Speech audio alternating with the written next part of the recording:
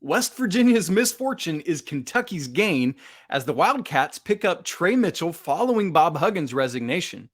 It worked out pretty well for Coach Cal the last time he grabbed a player from West Virginia. Can lightning strike twice? You are Locked On College Basketball, part of the Locked On Podcast Network. Your team every day. What's up? Welcome into the Locked On College Basketball Podcast, the only daily national college hoop show out there. I'm your host today, Isaac Shade, and I want to thank you for joining us for your first listen or watch of the day. Coming up on today's show, Ty Davis, who joined us several weeks ago, a guard in the class of 2024, committed to Creighton on Monday. He joined me for a conversation just a couple hours after his commitment. That'll be coming up in just a little bit. For you everydayers, you obviously remember that first conversation. Great young man. Can't wait for you to hear from him again. But before we get there, big news in the transfer portal as Tre Mitchell has committed to Kentucky. Lance Daw from Locked On Wildcat, Kentucky Wildcats, joins me to talk about it. It's great to be joined on Locked On College Basketball today by the host of the Locked On Kentucky Wildcats, Mr. Lance Daw. And Lance, somehow, after a much roller coaster of an offseason, I think the Wildcats have strung together two pieces of good news in a row here. Am I missing something? Are we actually trending upward for Big Blue Nation here?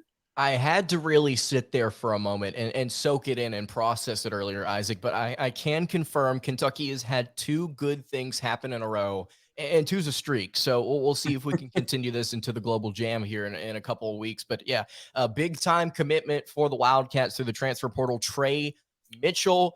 And man, after all of the different prospects that Kentucky has reached out to, had to visit, talked to, begged, pleaded to come play for the Wildcats, isn't it weird that they pick up a West Virginia transfer at the very end of it all? And it's just crazy how this offseason has unfolded for Kentucky and how things have seemed to be, just all out of sorts at different times. And now that they finally get a piece that, to be honest with you, Isaac, I think fits exactly what this roster needed. And it's a very experienced piece that they picked up here. And I'm very excited to talk about it. Yeah, I mean, the last time Kentucky got somebody from West Virginia, it turned out pretty well for Coach Cal. But you just said it, Lance. Let me follow up on that. You said, I believe that this is a much needed piece for the Wildcats. Why is that? What exactly is it that Tre Mitchell will do for this team that's bringing in a whole bunch of talented underclassmen? Yeah, so like you mentioned, those underclassmen are primarily guards and wings. I think that Kentucky's going to be looking at utilizing this upcoming season. Now, as we were talking before we started recording here, who are those guys that are going to start? Who are those guys coming off the bench? Yeah, that's, you have a backcourt and you have your wing spot. You have your three spots set. I think that's kind of where we need to leave it before Kentucky fans get upset about how the rotation may look. But Tre Mitchell is, I think, the guy that you are looking for your front court because of the versatility that he adds to this room. So Tre Mitchell, 6'9", 225, probably going to play power forward for the most part this season for Kentucky. But the interesting thing about Mitchell, outside of the fact that he can handle the ball and he can shoot a little bit as well, 36% from beyond the arc last season with the Mountaineers, is that he didn't just play power forward throughout his career. First two seasons at UMass, he played primarily center for the Minutemen. At Texas, because of their lack of height, they kind of had to play him at center for a lot of the different things that they wanted to do. So Mitchell, I think, brings not only versatility within his offensive game, but also in the rotation that Kentucky may want to utilize with him. I understand right now that a lot of fans are excited about Somto Cyril pairing with Ugonna Onyenso. That's not happened yet, and quite frankly, I don't think it's going to happen for a while. So getting to see this team in the Global Jam is going to be interesting for a couple of reasons. Number one, obviously just getting to see this team kind of acclimate to the environment of playing against another organized team that's not a bunch of high schoolers, but also getting to see how Tre Mitchell and Ugonna Onyenso are utilized. Aaron Bradshaw, obviously the power forward for UK, very, very talented, injured as of right now. Mitchell's going to get a lot of playing time, and how much Kentucky decides to utilize him at center and how he operates at center with a small ball lineup, so to speak, I think is going to be very interesting. It's exactly what Kentucky needed, Isaac, because of the versatility, because of what he could do for this rotation. And it's all of a sudden turned around where we're looking at a reality with UK, where it's not like, oh my goodness, we only have 7 scholarship players. Like we could be getting up to 13 with Somto. And then all of a sudden you have a realistic excitement, I think, brewing in Big Blue Nation about what this rotation could look like. A lot of different things that you could do with a lot of different, very versatile pieces, at least on paper. Now, Lance, we talked about, I mentioned 2 pieces of good news, stringing it together. It's a streak, as you said. Obviously, the other bit being that Antonio Reeves is, in fact, coming back to school. And so prior to that news, we're looking at what projected to be an insanely young team that now, if you wind up with having both Reeves and Mitchell in the starting lineup, rather than being really young, you're looking at potentially this team being pretty old.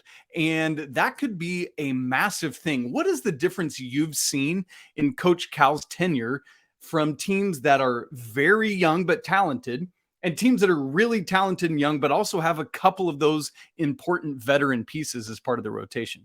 As long as you have a couple of different veterans that are, I think, primarily what you're going to look at for this year as starters, as long as you have a couple of those guys in the mix here, I think that you have a nice blend of just projecting out how this team could look in the postseason. You've seen previous Cal teams, the ones where like Reed Travis and PJ Washington were a big factor, and those were older guys. You got to see those teams have a lot of potential, not just in the regular season, but also a little bit in the postseason as well, making it all the way to the Elite Eight. Could have been Final Four had they not blown it against Auburn. You're looking at a world where Kentucky's just kind of worked with younger players under Coach Cal. They've had success in their regular season with the majority of their roster being incredibly young. And now we've started to see the game shift. And this is something I think that you and I have talked about a couple of different times over the past couple of months of me hopping on. This is something that I've been beating to death on my show, is that rosters do no longer look, successful rosters in the postseason no longer look like what Kentucky's did a decade ago. Things have changed. Things have started to shift to where you now need more experienced college basketball players, not necessarily NBA players, but college basketball players to really take you to the next level in March. And I think that Kentucky, having a guy like Tre Mitchell and having a guy like Antonio Reeves, where you've got 2 fifth-year guys in your starting lineup likely next season, you are going to see Kentucky play with a nice blend of experience and youth. And that, I know that some people may look at that and say, well, you still got 500,000 5-star freshmen coming in. What do you mean by blend? This is something I think that you and I have also talked about previously on the show, the way Cal likes to run his rotations. He plays a short bench. So while Kentucky may have a bunch of talent on their roster this season, who knows? He may play a 13-deep rotation. I don't know. But at the end of the day, those line changes again. Exactly. We're going to run the platoon, which dude, don't mention the platoon to Kentucky fans. Don't do it. I learned that the hard way last year, right about this time. People will get upset. And I don't know why, but like people will get upset. But this rotation will probably be 7 men played heavy, and then maybe 2 players played somewhere between 5 to 8 minutes. I'm going to be honest with you. Even if they're healthy, even if every single guy is healthy, Kentucky's going to play the best that they can possibly play. And they're going to play Reeves. They're probably going to play Mitchell. If Bradshaw's not healthy, they're probably going to play these 2 guys a lot. And so it kind of makes you a more experienced team despite having a ton of youth on your bench.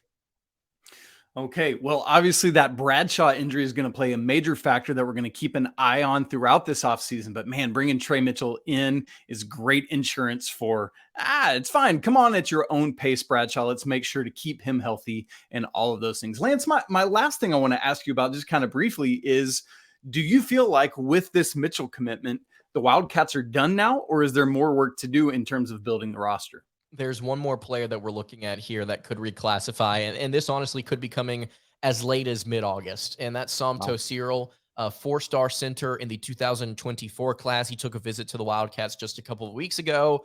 As far as I know, as visits normally do, it went well with Coach Cal and Somto. I think that Kentucky's looking to add him and looking to really push him on reclassifying to this year. I know that he can, as of right now, based on what I've been told, he's working on his classes to kind of wrap that up so he can have the opportunity to reclassify.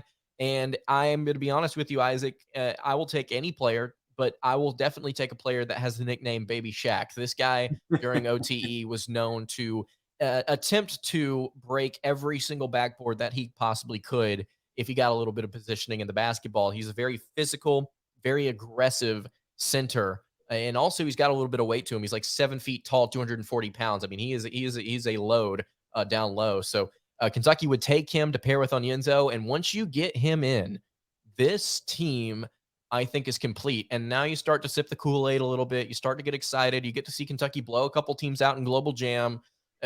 Kentucky fans will be high on their own supply, as probably will I, by the time that November rolls around. And let's just hope that we don't get curb stomped by Kansas or something like that at the beginning of the year. Because right now, Isaac, things have turned around. Things have become really exciting, and I'm intrigued to see how UK handles this moving forward.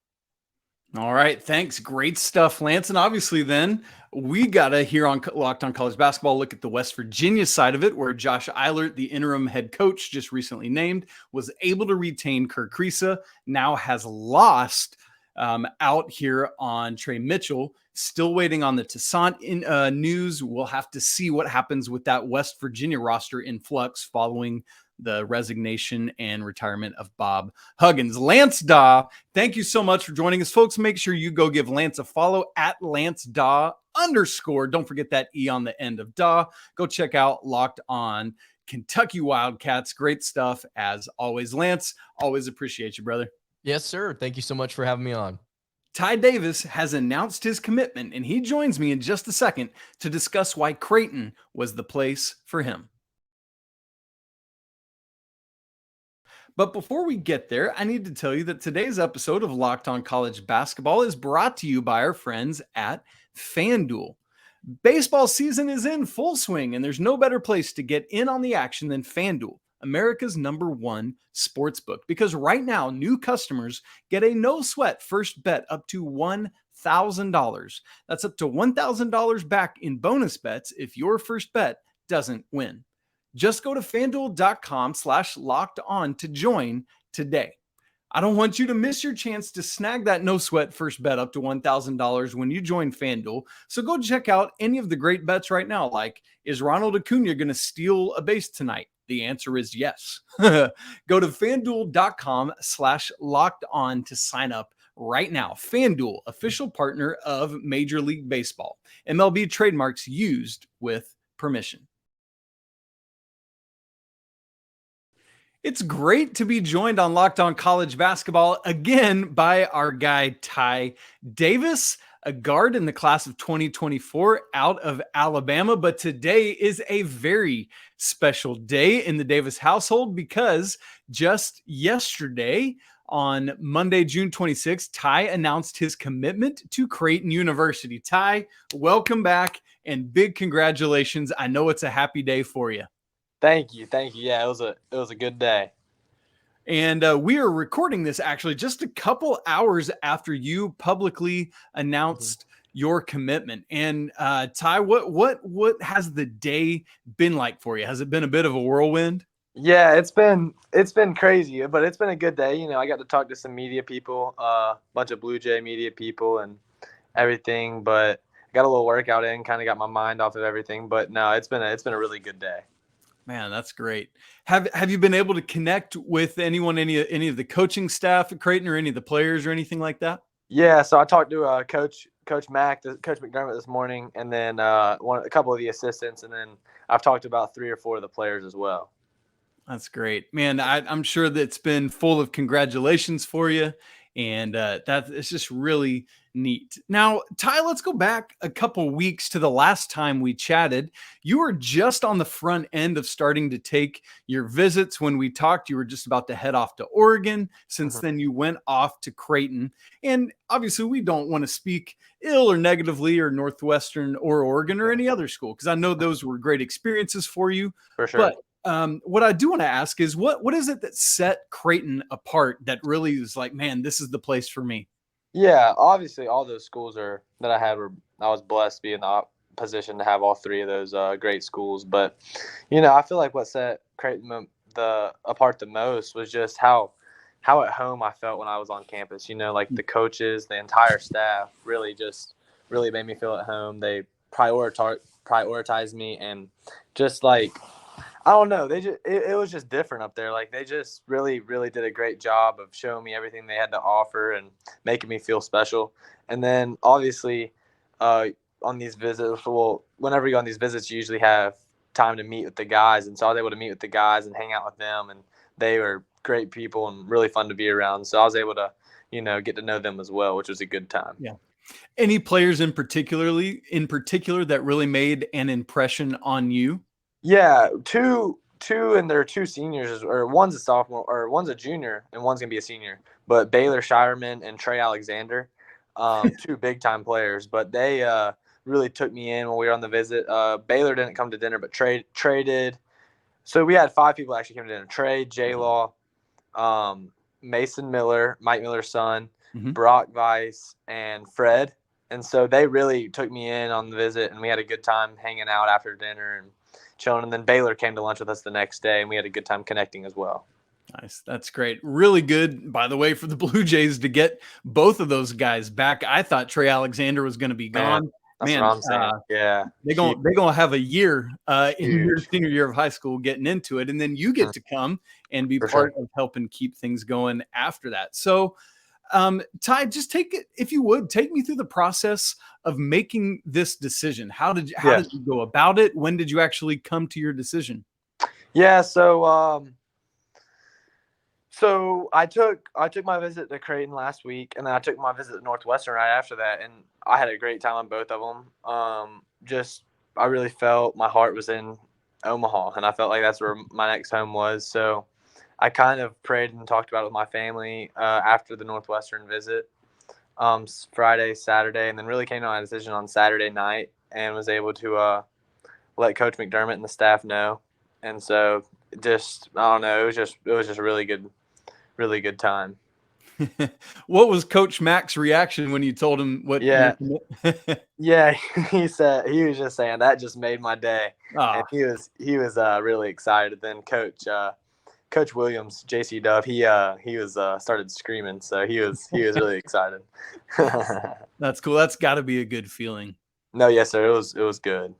Now, Ty, I know we often don't look at the other side of this, but I know you're a young man who likes to make good connections with people. What was the process like of thinking through needing to tell the other coaches that you weren't going to commit to their school?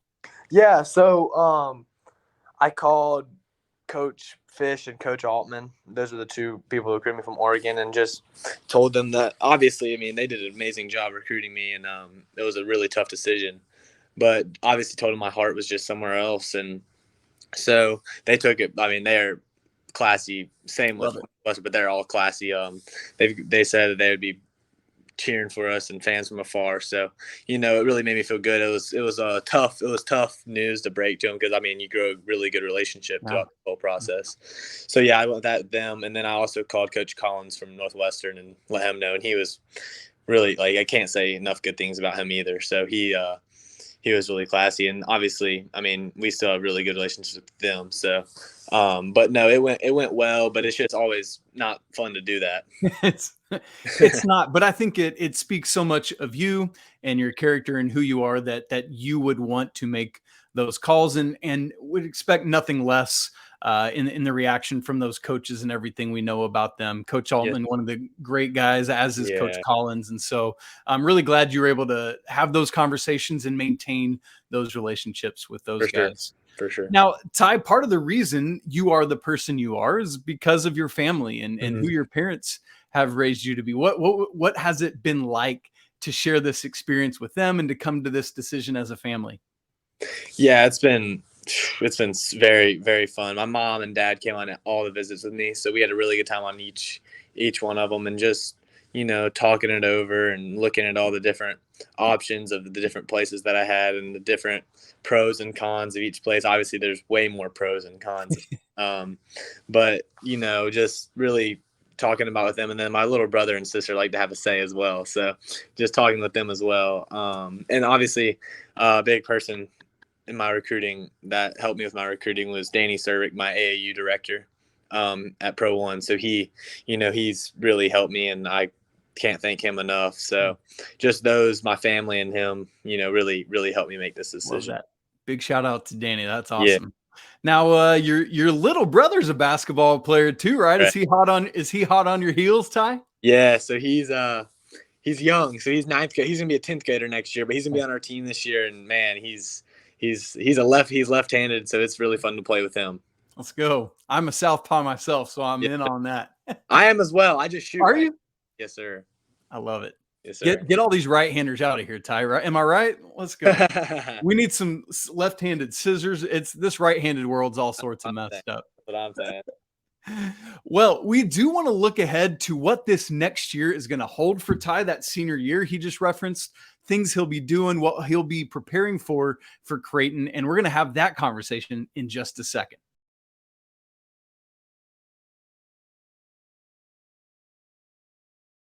All right, we're back here on Locked On College Basketball, joined by Ty Davis, class of 2024 guard, who has just committed to Creighton University earlier today, was kind enough to join us and have a conversation about the commitment and what he's looking forward to. And so, Ty, that's where I want to move to next, is specifically, first off, looking at kind of what your role will be at Creighton. What has Coach Mack and the coaching staff talked to you about what they envision you doing when you arrive there on campus? Yeah, so, being a 6'5" point guard / combo guard, it helps. And so that's what he said as well, with hopefully Trey Alexander being a big-time NBA player next year and a couple of those other seniors leaving, they're going to have some opportunity for me to play.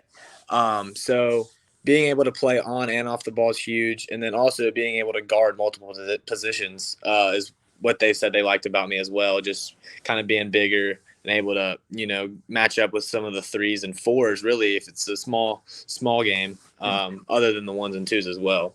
Yeah, man. And that switchability is just so important in this day and age of positionless basketball. It's interesting because I feel like we so often think about it with 3s and 4s, like small forwards and power forwards, being able to switch and guard down to the guards. But I feel like what you're able to do of kind of guarding up is such a rare thing. And so I'm really excited to see how your progression continues with that.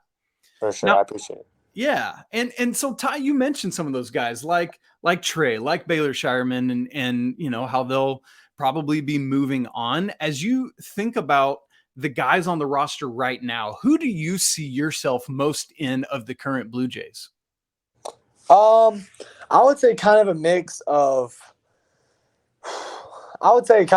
Baylor. Baylor likes to shoot from deep. I like to do that as well. And then obviously Trey, man, he's so I don't even want to, put myself. I don't even like comparing myself to these big time, huge players. But I would say a little bit of Trey, how he handles it and the pace he plays with. I can see that as well. Being 6'4", 6'5", with kind of lean and long. I can kind of see myself playing a little like with that pace as well. But Baylor shoots it so well. So I kind of maybe see myself a little bit of those guys, but That's great. I love to hear it. Ty, what's really cool is, man, the Big East is back, my friend. Yeah. UConn's just coming off the national championship. St. John's is growing back with Coach Pitino being there. Hopefully we're going to see a resurgence at Georgetown. And then we've got other programs like Creighton, what Marquette is doing now under Shaka Smart. I mean, the Big East is coming up. Yeah. What are you looking forward to just being part of this conference? Yeah, really, my number one thing was just how much they follow basketball in the conference. Creighton averages 17,000 fans per game. That's unheard of for the day and age now. So that's I really look forward to that's what you always dream of, playing in front of all those fans. And so being able to do that almost every game, that'll be really fun. And then also just the environments that you play in, you get to play in the Bucks arena, you get to play in the DePaul plays in the women's G League or women's NBA team in Chicago. You get to play in all these really cool arenas. So those are really the fun things I'm looking forward to. Yeah.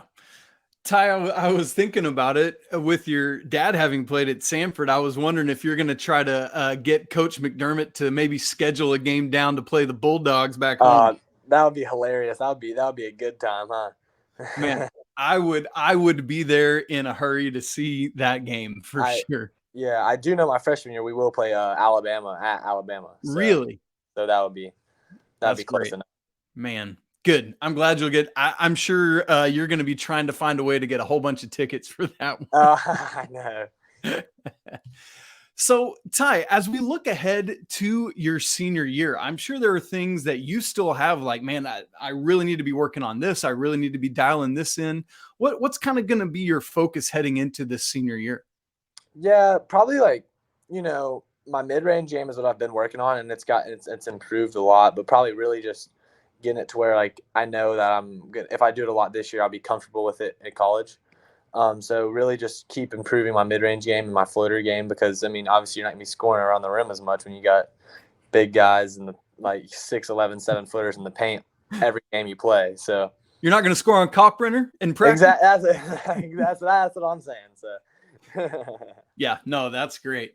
So, like what, I mean, as you think about really soaking in this last year, I mean, it's your last year at home before you head off to Omaha, getting your little brother playing with you on the team, being coached by your dad. I mean, what is this last year going to mean to you?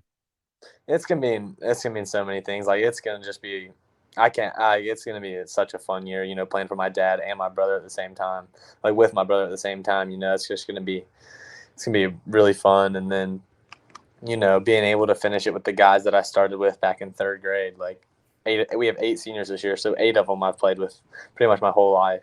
So like just being able to play with my brother, play for my dad for the last year, and then play with all my best friends that I've grown up with, it'll be a really fun year. Excited to keep tabs on it. Ty Davis, Creighton Blue Jay, class of 2024. Congratulations. We're so happy for you. And I know that the entire Locked On College Basketball family is going to be following your journey with great interest. Appreciate it. Thank you. Thanks so much for joining us on today's show. Big thanks to Lance Daw, as always. Does a great job covering Kentucky. Make sure you go give him a follow. And man, Ty Davis, what a guy. Excited to follow his senior year of high school and then his progression at Creighton. Just a great young man, and know that big things are in his future. If you would, go leave the show a review on Apple Podcasts, 5 stars. Let us know why you love being part of this community. You can subscribe to the show on YouTube, smash the like button, let us know you were here, and leave comments on your thoughts on the situation at Kentucky and Mr. Ty Davis's commitment. As always, apologies to the lawyer family. Go Wildcats, and until tomorrow, peace.